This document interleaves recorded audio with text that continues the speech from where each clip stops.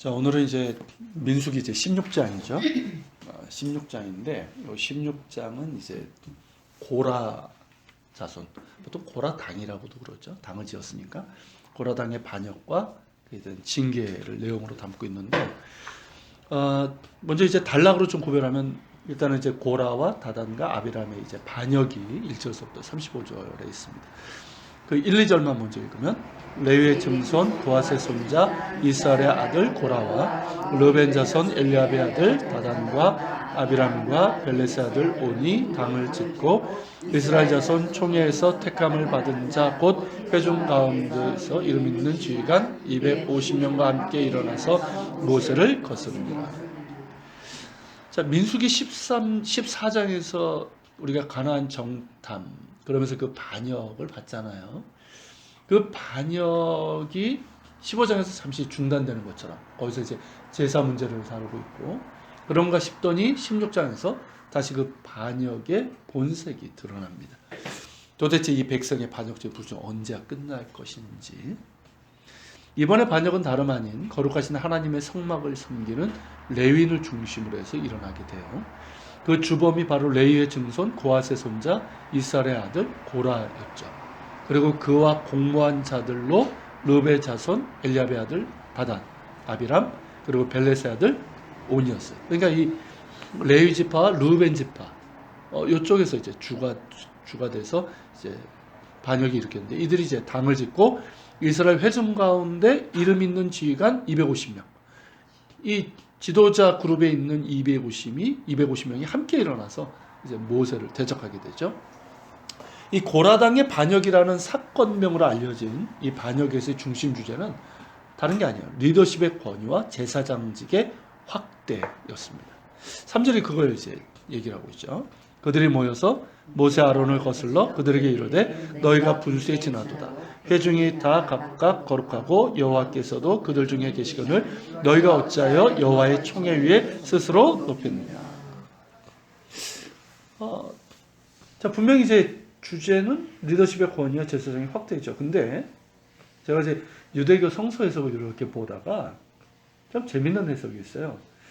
유대교 성경 해석가들은 이거를 좀 뭘로 얘기하냐면 바로 앞장 15장 마지막이 이제 옷단 귀에 술을 만들어 달라 이걸 하잖아요. 찌찌시라고 하는 그걸 이제 명했는데 그게 이제 그 율법의 숫자를 의미하는 거잖아요. 그걸 이제 입고 다니면 스치기도 하고 그래서 늘 기억하라는 의미인데 이것과 이제 고라의 반역 사이에 어떤 연관성이 있을 것이다. 왜냐하면 바로 이어지니까 역시 유대인다운 생각을 한 거예요. 그래서 옷단기에 술을 만들어 달라고 하신 이유가 자신들을 올가매는 것이라 생각을 했다는 것이죠. 자, 15장 39절 40절에 보면 이렇게 말씀하고 있잖아요. 이 술은 너희가 보고 여호와의 모든 계명을 기억하여 준행하고 너를 방종하게 하는 자신의 마음과 눈의 욕심을 따라 음행하지 않게 하려 위함이라. 그리하여 너희가 내 모든 계명을 기억하고 행하면 너희 하나님 앞에 거룩하리라. 그러니까 이제 옷까지 그런 걸 만들어가지고 우리를 올가매냐 이 불만인 거예요.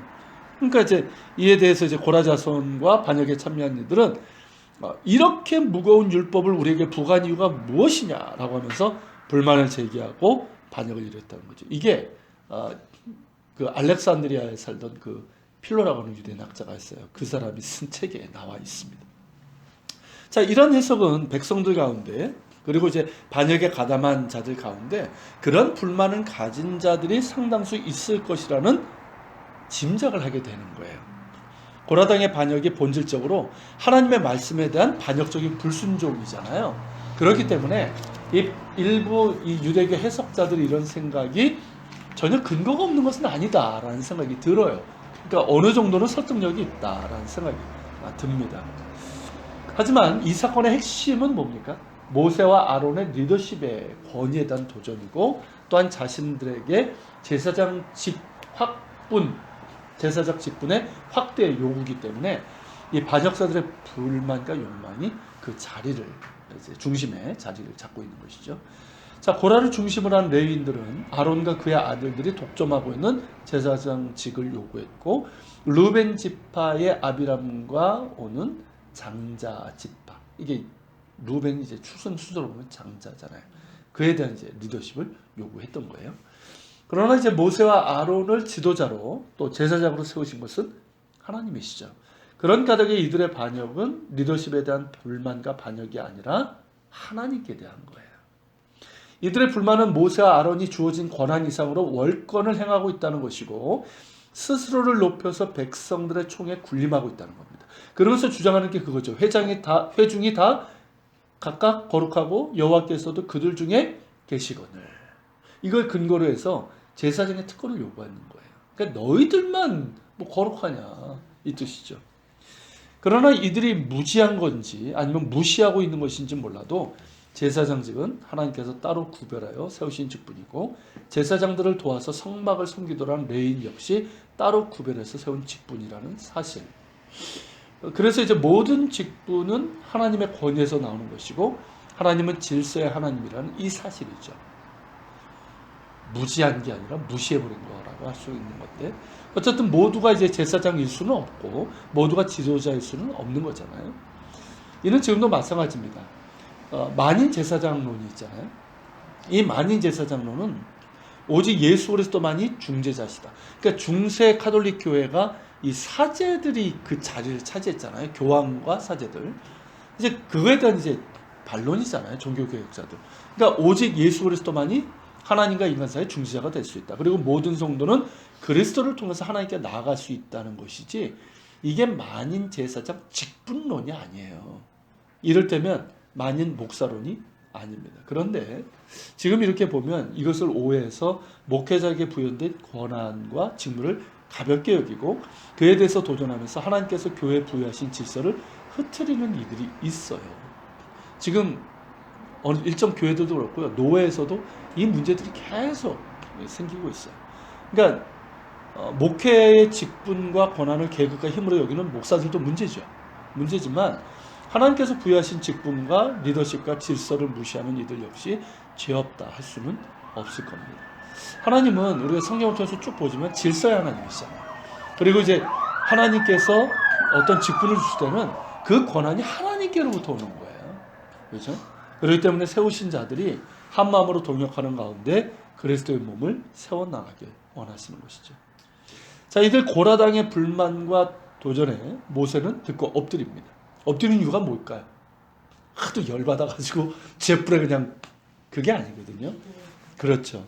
이는 이제 그들의 반역적인 도전에 감정적으로 대응하는 것이 아니라 뭐 그도 인간이니까 그죠? 근데 감정적으로 대응하는 것이 아니라 신앙적으로 반응했음을 보여주는 거예요. 먼저 엎드리는 거 하나님 앞에. 자기가 감정에 막 휘둘리면 통제를 못 하잖아요. 그렇게 되기 전에 먼저 하나님 앞에 엎드려서 기도하는 거죠. 그래서 하나님의 뜻을 구한 겁니다. 그런 다음에 이제 고라와 그의 모든 무리에게 말하여 이르기를 거룩과 권위의 문제는 하나님께로부터 나온 것이고 그런 까닭에 내일 아침에 하나님께서 자기에게 속한 자가 누구인지 거룩한 자가 누구인지를 보이시고 그 사람을 자기에게 가까이 나오게 하실 것이다. 이렇게 얘기를 하죠. 하나님께서 그렇게 이제 말씀하신 걸로 볼 수 있고요. 그 표적이 뭡니까? 향로죠. 각각 향로를 가지고 올 것을 요구합니다. 내일 야훼 하나님 앞에서 향로에 불을 담고 그 위에 향을 줄 것이며 그때 하나님께서 택하신 자를 거룩하게 하실 것이다는 선언이에요. 그러면서 모세는 레위 자손들에게 책망하죠. 너희가 너무 분수에 지나치느니라. 레위 자손 고라당은 뭐라고 얘기한 겁니까? 모세 아론이 분수에 지나치는 월권을 행하고 있다고 주장을 했잖아요. 그런데 이제 모세는 오히려 그들의 주장이 분수에 지나치는 것임을 책망하고 있는 것이죠. 자, 그렇다면 모세와 아론 그리고 고라당의 레위 자손들 이들 중에 누가 더 분수에 지나치는 일을 하고 있는 것일까요? 이를 밝히기 위해서 모세는 고라당에게 그들에게 주어진 직분이 무엇인지를 상기시킵니다. 이게 8절서부터 11절이에요. 같이 보겠습니다. 모세가 또 고라에게 이르되 너희 레위 자손들아 들으라.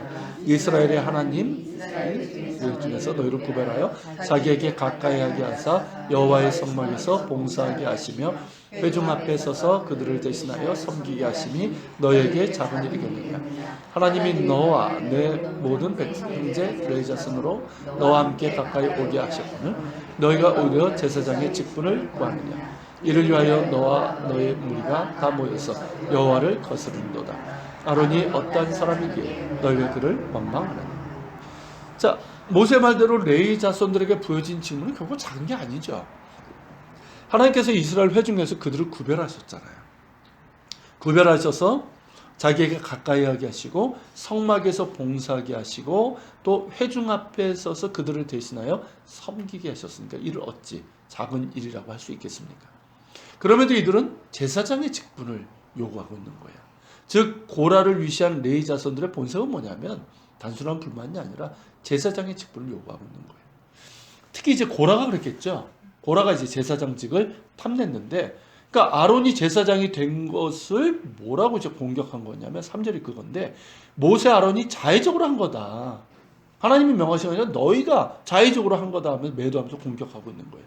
그러니까 하나님의 명령에 근거한 것이 아니라 이 대제사장의 이 높은 직분에 자기 집 사람을 앉히려는 욕심. 그러니까 모세가 자기 형이니까.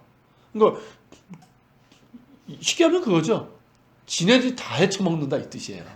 다 해먹는다. 그러면서 이제 이 모세 아론이 모의해서 거짓으로 하나님의 총에 스스로 높여 군림한 것이라는 비난이. 그러니까 자기들이 다 해먹고 있다는 거죠. 아론의 대제사장직은 물론 모세의 리더십의 권위까지 흔들고 있는 겁니다. 그런 까닭에 이러한 고라 일당의 비난과 공격에 대해서 모세는 하나님의 심판의 명령을 전하면서 이렇게 말하고 있는 거죠. 28절에 있죠. 그게 모세가 이르되 그래서 이 모든 일을 행하게 하신 것이요 나를 임의로 왕이 아닌 줄을 기억합니다. 이게 뒤에 이제 루벤 지파들에게 한 말이지만 이게 동시에 이 고라당에게도 한 말이죠. 모세는 자신이 행하는 모든 일들은 자신이 임의로 하는 것이 아니라 나를 보내신 하나님의 명령에 따라 한 것임을 분명히 밝히고 있어요. 고라의 주장이 모세만이 선지자, 지도자가 아니고 아론만이 제사장이 아니라고 하는 것이라면 모세의 말은 네가 선동하는 이 다툼은 나와 벌이는 것이 아니라 누구와? 하나님과 벌이고 있는 것이다 라는 뜻이죠. 그런 까닭에 모세와 아론이 이 분수에 지나치는 일을 하는 것이 아니라 고라당의 레위 자손이 분수에 지나치는 교만과 도전을 하고 있는 것이죠. 자, 이어서 모세는 고라의 반역에 가담한 르벤 자손 다단과 아비람에게 사람을 불러서 오라고 청합니다. 근데 그들이 거절하죠. 올라오지 않습니다. 그러면서 이들은 악독한 말로 모세를 비난합니다. 이게 13절 14절인데 내가 우리를 적과 꿀이 흐르는 땅에서 이끌어내어 광야에서 죽이려 함이 어찌 작은 일이기에 오히려 스스로 우리 위에 왕이 되려 하느냐. 이뿐 아니라 내가 우리를 적과 꿀이 흐르는 땅으로 인도하여 들이지도 아니하고 포도원도 우리에게 벼으로 주지 아니하니 내가 이 사람들의 여기 보면 이들의 본색이 확연하게 드러나죠. 자, 르벤 자손들은 지금 광야 40년에 대한 불만과 저항을 드러내는 거예요. 자, 광야에서 40년을 그들이 거하게 된 이유는 뭐 때문입니까? 분명히 자신들의 반역, 불순종, 그죠? 불신앙의 일에서 주어진 것임에도 불구하고 모세 탓으로 매도하면서 강한 불만과 저항을 합니다. 그런데 이들의 말을 잘 보세요. 모세 네가 우리를 젖과 꿀이 흐르는 땅에서 이끌어내어 광야에서 죽게 한다. 지금 어디를 지금 젖과 꿀이 흐르는 땅이라고 얘기하고 있는 거예요? 애굽 땅. 물론 애굽의 고센 땅은 굉장히 비옥한 땅인 건 맞아요. 근데 이들의 말은 그 뜻이 아니잖아요. 그렇죠? 그 땅은 노예였던 땅이에요. 억압과 핍박의 고통의 땅이었어요. 근데 그 땅을 젖과 꿀이 흐르는 땅이라고 주장하고 있어요. 기가 잘 오르시죠. 이들의 불만과 비난은 젖과 꿀이 흐르는 땅 애굽에서 왜 우리를 이끌어내서 이 광야에서 죽게 했느냐는 것이죠. 그러면서 모세가 스스로 우리 위에 왕이 되려 한다는 거예요. 자, 이는 애굽의 노예였던 그들을 구원하시고 당신의 백성으로 삼으신 하나님께 대한 비난이죠. 하나님께 대한 반역이에요. 자, 이들을 과연 어찌해야 될까요? 자, 모세에 대한 비난은 어떻습니까? 그의 리더십에 대한 불만과 도전이면서 동시에 뭘 이해인 것이죠. 모세는 왕이 아니에요. 하나님께서 그를 왕으로 세우신 것이 아니죠. 당신의 백성을 애굽에서 이끌어내서 약속의 땅으로 인도하는 종이자 도구일 뿐 그는 왕이 아니에요. 결국 이들의 불만과 도전은 이 장자권, 리더십에 대한 불만입니다. 르벤 지파는 이제 출생 순서로 본다면 장자 지파죠. 그런데 우리가 이제 창세기 35장 22절에서 거기 나오는 것처럼 르우벤이 어떻게 합니까? 자기 아버지의 첫 비라와 동침을 하잖아요. 이 악행으로 인해서 그리고 하나님의 선택으로 인해서 장자권은 유다 지파 그리고 요셉 지파에게 주어지게 됩니다. 이런 흐름에서 본다면 모세는 유다 지파도 요셉 지파도 아닌 레위 지파예요. 즉 장자 지파 출신도 아닌 뭐 여러 가지 면에서 그런 모세가 백성들의 지도자 역할을 하는 것이 못마땅했던 것이죠. 그러면서 자신들의 장자권을 간접적으로 주장하고 있는 거예요. 참 못나고 악한 사람들이죠. 게다가 이들은 모세가 우리를 적과 꿀이 흐르는 땅으로 인도하여 드리지도 아니하고 그 땅의 밭과 포도원을 기업으로 주지 않는다고 하면서 뭐라고 얘기합니까? 네가 이 사람들의 눈을 빼려느냐 라면서 비난을 합니다. 이게 무슨 말이냐면 무슨 말일까요? 이 사람들의 눈을 빼려느냐, 우리 식으로 하면 우리 등골 다 빼먹느냐 이 뜻이에요. 우리 식으로 한다면 그러니까 우리를 속였다는 거죠. 우리를 속이고 가나안 땅도 우리에게 주지 않고 결국 가나안 땅 그 땅에 있는 밭과 포도원 누가? 너와 너의 가족이 다 차지할 거 아니야. 광야에서 우리의 등골은 다 빼먹고 이 뜻이에요. 자, 이런 리더십에 대한 비난과 도전은 어떻습니까? 어떤 지도자의 간에 분노하게 만드는 일이에요. 자, 모세는 어떠했을까요? 그 역시 사람인지라 분명 마음이 상하고 화가 났을 겁니다. 그런데 모세는 감정적으로 그들을 대하잖아요. 참 정말 훌륭한 사람이에요. 딱 한 번 하나님 자를 대신해서 그렇지. 자, 오히려 모세가 보여준 반응은 냉정하리만큼 차분했고 자신을 대적하는 이들을 어떻게든 돌이켜보려고 하는 따뜻한 맛을 느껴집니다. 반역의 무리들을 즉각적으로 제재하거나 보복할 수 있는 힘이 있었잖아요. 그죠? 힘이 있었어요. 그렇음에도 그렇게 하지 않았고 그들에게 분노의 감정으로 나쁘게 말하지도 않았습니다. 우리 같으면 그냥 그죠? 자, 민수기 12장 3절에 보면 뭐라고 되어 있습니까? 이 사람 모세는 온유함이 지면에 모르는 사람보다 더하다. 이 말이 결코 틀린 말이 아니라는 것을 보여주고 있어요. 온유는 우리가 몇 번 이제 말씀드렸지만 이게 온유는 그냥 착한 게 아니에요. 온유는 절제된 힘이에요. 그러니까 힘이 있고 사람이니까 감정이 있죠. 그럼에도 성령 안에서 잘 절제되고 다스릴 줄 아는 것. 이게 온유예요. 자, 이 힘은 어디서 나오는 걸까요? 하나님 앞에 엎드릴 때 주어지는 거예요. 그죠? 이건 인격 수양으로 되는 게 아니에요. 하나님 앞에 엎드릴 때. 자, 모세는 그들의 말을 듣고 그 속에 일어난 상한 감정이 분명히 있었어요. 심히 분했어요. 심히 노했어요. 그렇지만 그 상한 감정을 끌어안고 땅바닥에 엎드려서 하나님께 기도를 했던 거죠. 사절이 그걸 보여주는 거잖아요. 그러니까 내 마음 잘 다스리게 해달라고. 잘 절제하고 인자말을 통해서 어떻게든 이들을 돌이킬 수 있게 해달라고 구했던 것이죠. 그러나 모세가 참을 수 없었던 건 뭡니까? 네가 이 사람들의 눈을 빼려느냐 하는 이 비난이에요. 다른 것도 아니고. 그러니까 우리의 등골 다 빼먹고 결국 네가 가나안 땅을 다 차지할 것이 아니냐는 이 비난. 여기서 아주 심한 모멸감을 느꼈던 것이죠.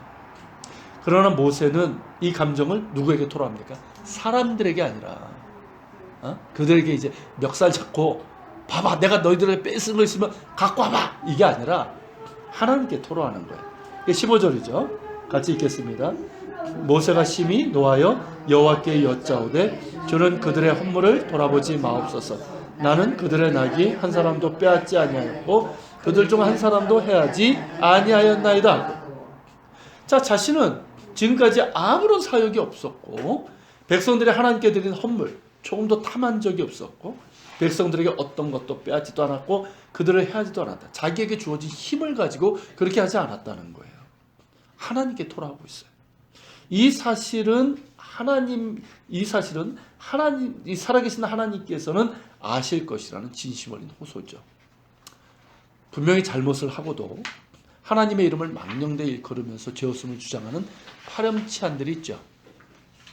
그것과는 다른 거예요. 자, 결국 향로를 가지고 온 자들은 누굽니까? 고라의 레위 자손들과 그들에게 가담한 백성들의 지도자 250명. 이 르우벤 지파에 속한 사람들 오지 않았어요. 자, 아론 역시 향로를 가지고 하나님의 회막 앞에 모였습니다. 자, 모세와 아론과 또 이들이 회막 문에 서 있을 때 고라는 어떻게 합니까? 회중을 선동해요. 거기에서도. 그래서 이제 모세 아론을 대적하려고 합니다. 그때 야훼 하나님의 영광이 온 회중에게 나타났어요. 자, 하나님께서 모세에게 뭐라고 말씀하십니까? 너희는 이 회중에게서 떠나라. 내가 순식간에 그들을 멸하려 하노라. 지금 이게 뭘 얘기하는 겁니까? 모세와 아론, 너희는 떠나. 내가 이 회중들 다 멸해버리겠다는 거죠. 그러니까 하나님께서 그렇게 진노하시면서 온 회중을 멸하시고 하자는 이유는 뭘까요? 이게 단순히 고라당의 문제가 아니라는 거예요. 이스라엘 백성들이 분별력 없이 고라의 선동을 따르고 있다는 거예요. 즉 단순히 고라당만의 반역이 아니라 온 회중이 선동돼서 거기에 따르고 있는 거예요. 그러니까 이 고라당의 반역은 누구의 반역인 거예요? 이스라엘 전체 반역인 거예요. 자, 가나안 땅의 정탐 후에 그 반역에서 여호수아와 갈렙이 백성들에게 던졌던 경고가 뭡니까? 다만 여호와를 거역하지 말라 하는 것이었잖아요. 그러나 이들은 하나님을 거역했고 그로 인해서 광야 40년에 쓴 열매를 받았어요. 그렇지만 그것도 하나님의 자비하심이었잖아요. 원래는 이들이 어떻게 되는가? 싹 죽는 게 마땅한 거예요. 근데 하나님의 자비예요. 그럼에도 불구하고 이들의 반역은 그칠 줄 모르고 계속 이어지게 됩니다. 그들을 구원하시고 당신의 백성으로 언약을 맺으신 하나님, 그리고 시내산에서 계시되었던 하나님의 말씀은, 자, 처음에는 백성들이 어땠습니까? 하나님 열렬히 찬양했죠. 그리고 환영하고 하나님의 그 말씀에 대해서 온전히 순종하겠다라고 했던 사람들이에요. 근데 이제는 모든 면에서 의심하고 원망하고 반역과 불순종의 도전을 받고 있는 것이죠. 그러니까 점증하는 불만과 반역에 대한 하나님의 심판. 뭘 수밖에 없습니까? 그들을 멸하는 거죠. 그러니까 너무나도 당연한 거예요, 사실은. 이런 하나님의 진노와 심판에 대해서 모세와 아론은 하나님 앞에 엎드려 긍휼을 구합니다. 22절이죠. 그 두 사람이 엎드려 이르되 하나님이여 모든 육체의 생명이 하나님이여 한 사람이 범죄하였거늘 온 회중에게 진노하신다니까. 자, 모세와 아론이 한 사람이 범죄하였거늘 이 말을 하잖아요. 모세와 아론은 이 반역이 단지 고라만의 범죄라고 생각했던 건 아니에요. 그들 역시 그 반역의 선동에 온 회중이 따르고 있음을 압니다. 그런데 이들은 그 원인이 되는 자가 고라니까 그만을 멸하시고 고라뿐만 아니라 그 몇몇 사람들 있잖아요. 그 주동자들만 멸하시고 부디 이스라엘 온 회중을 멸하시는 심판은 거두어달라라는 간구예요. 하나님은 진노 가운데서도 긍휼을 베푸시는 하나님이시죠. 하나님께서 이들의 간구를 들으셔서 이스라엘 온 회중을 멸하는 진노를 거두시고 다만 반역의 뿌리가 되는 이들을 심판하시게 됩니다. 그러니까 언제나 필요한 사람들은 그런 것 같아요. 우리가 이제 모세와 이미 봤지만 모세 아론처럼 하나님의 진노의 심판을 온몸으로 막아내는 중재자들. 이게 필요한 거 같아요. 지금 이 나라에도 이게 필요한 거 아닙니까? 그죠?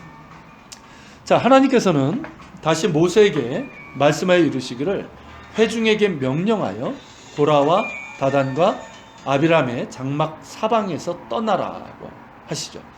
이에 모세는 일어나서 다단과 아비람에게 갔고 장로들이 따라갑니다. 모세는 하나님께서 명령하신 대로 회중들에게 고라와 다단과 아비람의 장막에서 떠나고 그들의 물건은 아무것도 만지지 말라. 그러니까 부정하게 되잖아요. 명합니다. 그 결과 어떻게 됩니까? 진영이 나눠지게 되죠. 이 고라와 다단과 아비람의 장막 그리고 모세 진영으로 이 둘로 나눠지게 됩니다. 자, 모세는 여기에서 하나님이 선택하신 지도자들이 이제 하나님께 친히 보여주실 것임을 이제 선언하는데 그 증거가 뭐냐면 이 반역의 주동자들이 모든 사람들과 똑같이 천수를 누리고 죽는다면 모세 리더십은 하나님으로부터 온 것이다 라는 것이고요. 그러나 반대로 죽음의 땅이 입을 열어서 그들을 삼킨다면 하나님께서 모세를 지도자로 세우신 것이며 이들은 하나님을 멸시한 죄라는 것이 드러나게 될 것이라는 선언이에요. 자, 그러자 어떻게 됩니까? 즉시 땅이 입을 열어 고라와 다단과 이 아비람의 집 그리고 그들에게 속한 모든 사람들 그들의 재물을 삼켜버리게 됩니다. 땅이 그들을 삼키고 덮게 된 거예요. 그러면서 더 이상 아무것도 남지 않게 됩니다. 이것을 본 이스라엘 회중도 어땠겠어요? 너무나도 놀랍고 지은 죄들이 있으니까 우리를 삼킬까 두려워서 도망가게 되죠. 그리고 이어서 여호와께로부터 불이 나와서 분향하는 250명을 불사르게 됩니다. 그러니까 반역에 가담했던 주동자들. 이렇게 해서 이제 반역의 일당들이 심판을 받게 됩니다. 예수께서 하셨던 말씀이죠. 온유한 자는 땅을 기업으로 받을 것이지만 악인은 땅이 그들을 삼키게 되는 것이죠. 그런데 이때 여러분이 명단을 보면요, 이름을 보면 이 반역에 처음에 주도했던 사람 중에 벨레사들 온이 있어요. 근데 이 사람이 빠져 있어요. 그죠? 분명 처음에는 반역을 주도한 자로 이름이 나오는데 이 온은 그 이후에 이름이 나오지 않고 심판에서도 제외가 됩니다. 그 이유가 무엇일까요? 본문에 그 이유가 없어요. 뭐 기록되지 않으니까 알 수 없는데, 역시 이제 유대인들은 이런 문제를 가지고 또 이제 찾죠. 그래서 유대교 미드라시에 보면 그의 아내 때문이다. 그의 아내가 남편이 그 반역에 이제 모의했잖아요. 그러니까 계속해서 설득한 거예요. 당신 그러면 안 된다고. 그러다가 패가 망신한다고. 이러면서 이제 말렸다는 거죠. 그래서 아내의 지혜로 반역에 모인했지만 참여는 하지 않은 것으로 되어 있어요. 어떻게 생각하십니까? 뭐 진짜인지 알 수는 없지만 가능성은 있다고 볼 수 있죠. 그래서 이제 아내가 중요하다. 그죠? 어리석은. 은근히 아내를 중요시하는. 실제로 아내가 중요한 것 같아요. 이 어리석은, 사실 뭐 대부분 그렇지 않습니까? 정치적인 어리석은 행동들은 남자들이 주로 하고. 그죠? 자, 어리석은 행동을 할 때 그것이 잘못된 것임을 알려주고 깨우쳐줄 사람이 있다면 다행인 것이죠. 또한 이때 여기 이제 직접 기록은 아닌데 뒤에 보면 민수기 26장 11절에 보면요, 이때 고라의 세 아들인 아실, 엘가나, 에비아삽은 죽지 않게 됩니다. 그 이유에 대해서도 여기는 언급되지 않아요. 그렇지만 훗날 고라 자손이 지은 시를 보게 되면 이들이 그때 회개에 돌이킨 것으로 볼 수 있습니다. 시편 46편이 바로 그거예요. 자, 여기 시편 46편 그 표지에 보면 뭐라고 되어 있습니까? 고라 자손의 시. 그러니까 인도자를 따라 알라모스에 맞춥니다. 이게 고라 자손의 노래예요. 자, 이 시를 한번 읽어보면, 하나님은 우리의 피난처시요 힘이시니 환난 중에 만날 큰 도움이시다. 그러므로 땅이 변하든지 산이 흔들려 바다 가운데 빠지든지 바닷물에 솟아나고 뛰놀든지 그것이 넘침으로 산이 흔들릴지라도 우리는 두려워하지 아니로다. 한 시내가 있어 난 위에 흘러 하나님의 성 지존하신 이의 성소를 기쁘게 하도다. 하나님이 그 성 중에 계시며 성이 흔들리지 아니할 것이다. 새벽에 하나님이 도우시리로다. 문나라가 떠들며 왕국이 흔들렸더니 그가 소리를 내시매 땅이 녹았도다. 만군의 여호와께서 우리와 함께 하시니 야곱의 하나님은 우리의 피난처시로다. 와서 여호와의 행적을 볼지어다. 그가 땅을 황무지로 만드셨도다. 그가 땅 끝까지 전쟁을 시키셨으며 하를 꺾고 창을 뚫으며 수레를 불사르시는도다.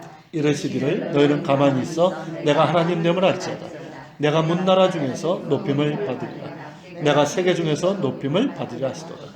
만군의 여호와께서 우리와 함께 하시니 야곱의 하나님은 우리의 피난처시로다. 자, 2절 3절에 보면 땅이 변하든지 산이 흔들려 바다 가운데 빠지든지 바닷물에 솟아나고 뛰놀든지 그것이 넘침으로 산이 흔들릴지라도 우리는 두려워하지 아니하리로다. 지금 고라 자손이 지금 뭘 기억하고 있는 걸까요? 지금 이 상황이 그렇지만 그때 상황이 이게 히스기야 때잖아요. 그렇지만 그때 기억하는 거는 광야였어요. 그 반역과 심판을 기억하고 있는 거예요. 그래서 이 시를 쓰고 있는 거예요. 그때 어떻습니까? 땅이 변하고 산이 흔들리면서 땅이 갈라졌잖아요. 그래서 반역에 가담했던 자들이 이제 무서운 심판이 임했지만 하나님의 궁유를 구하는 자, 또 회개하고 돌이킨 자들은 어떻습니까? 그 심판을 면할 수 있었잖아요. 그러니까 이 고라의 세 아들들은 그때 회개를 한 거예요. 돌이킨 거예요. 그래서 심판을 면할 수 있었어요. 그때 아비의 악함을 따르지 않았고 회개함으로 다시 하나님의 구원하심을 얻었고, 또한 하나님이 하나님 되임을 아는 모세와 아론의 중재를 통해서 온 회중이 심판을 면할 수 있었던 것이죠. 그렇죠? 고라 자손이 지금 처한 상황은 어땠습니까? 이때가 이제 히스기야 때이고, 여기 보면 고라와 다단과 아비람의 집과 그에 속한 사람과 이 모든 사람을 다 죽였다는 건 자손이 없어져야 아니죠. 그러니까 모세가 거기서부터 나오라고 그랬잖아요.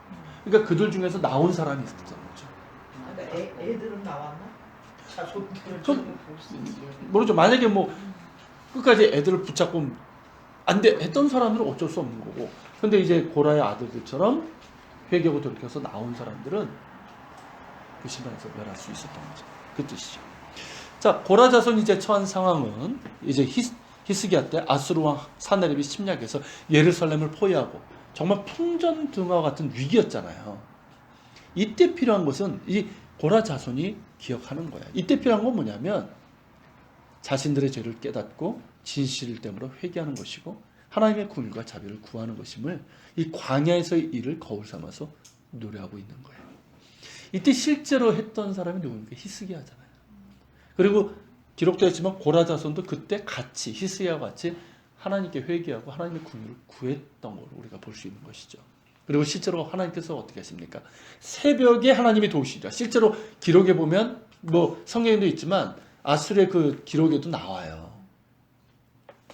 그 둘러쌌던 예루살렘을 포위했던 아수르 군대가 보통 이제 흑사병으로 얘기를 하는데 일시에 굉장히 많은 사람들이 죽고 사네립은 본국에서 반란이 일어나면서 물러나게 되고 거기서 결국에는 죽고 말죠.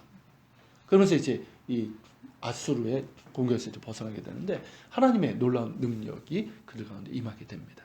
그러니까 하나님은 그 죄를 깨닫고 회개하고 돌이키는 자에게는 진노 가운데서 긍휼을 베푸시는 하나님이시라는 거죠. 자, 이렇게 이제 어쨌든 고라당의 이제 반역이 이제 일단락되고 나서 이제 하나님께서 이제 모세에게 이제 말씀하신 부분이 있어요. 36절부터 40절인데 그 중에서 36절부터 38절을 보겠습니다. 여호와께서 모세에게 말씀하여 이르시되 너는 제사장 아론의 아들 엘르아살에게 명령하여 붙는 불 가운데서 향로를 가져다가 그 불을 다른 곳에 쏟으라. 그 향로는 거룩하니라. 사람들은 범죄하여 그들의 생명을 스스로 해하였거니와 그들이 향로를 여호와 앞에 들였으므로 그 향로가 거룩하게 되었나니 그 향로를 쳐서 제단을 쌓는 철판을 만들라. 이스라엘 자손에게 표가 되리라 하느니라. 자, 사람들은 범죄하여 그들의 생명을 스스로 해하였거니와 이게 정확한 거죠. 그들의 생명을 스스로 해한 거야. 죄를 범함으로. 그렇지만 그들이 향로를 여호와 앞에 드렸으므로 그 향로가 거룩하게 되었습니다. 하나님의 자비죠. 그들의 죄악의 향로 아닙니까? 사실은 그 죄악의 향로가 하나님의 거룩하심으로 새롭게 되는 거예요. 그리고 그 향로를 쳐서 제단을 쌓는 철판, 그러니까 제단인데 그것을 이 향로를 얇게 이제 쳐가지고 철판을 만들어 씌우라는 거죠. 그러면서 그 이후로 이 제단은 이스라엘 자손에게 표가 될 것이라는 거죠. 그 표는 뭘까요? 그들의 조상이 어떠한 반역으로 하나님의 진노를 샀는지, 그리고 그 진노 가운데 하나님께서 베푸신 자비는 또 무엇인지, 그리고 거룩하신 하나님의 백성으로 어떠한 믿음과 순종을 드려야 되는지를 깨닫게 되는 표가 될 것이라는 거죠. 저 이 표가 참 중요한 것 같아요. 그런데 말입니다. 물론 이제 바로 이제 만들지 못했겠죠. 시간적으로 보니까. 그 이튿날 또다시 반역이 일어납니다. 자, 41절부터 42절을 보면 이튿날 이스라엘 자손의 온 회중이 모세 아론을 원망하여 이르되 너희가 여호와의 백성을 죽였도다 하고 회중이 모여 모세 아론을 칠 때에 회막을 바라본즉 구름이 회막에 덮었고 여호와의 영광이 나타났더라. 자, 반역은 끝나지 않았습니다. 고라당이 하나님의 지엄하신 심판으로 멸해진 바로 그 다음 날 이들은 모세 아론을 원망하며 이르기를 너희가 야훼 하나님의 백성을 죽였도다라고 비난합니다. 그들의 비난은 뭐냐면 고라와 다단과 아비람을 얘기하는 게 아니에요. 이들은 죽어도 싸지만 왜 분양을 했던 250명의 지휘관들, 자기들의 지휘관들이 있잖아요. 그 지휘관들까지 왜 죽게 했냐는 거죠.